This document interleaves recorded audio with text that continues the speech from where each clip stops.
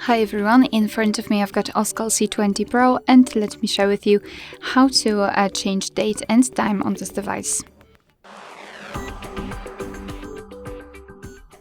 So let's start with opening the settings, and here we have to scroll down to the very bottom to find the system. Then let's tap on date and time. And as you can see here, we've got some options which are currently inactive.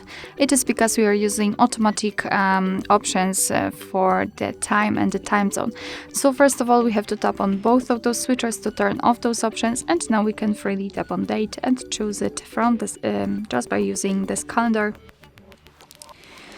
The same situation with the time, just find the hour you'd like to set and confirm it with OK.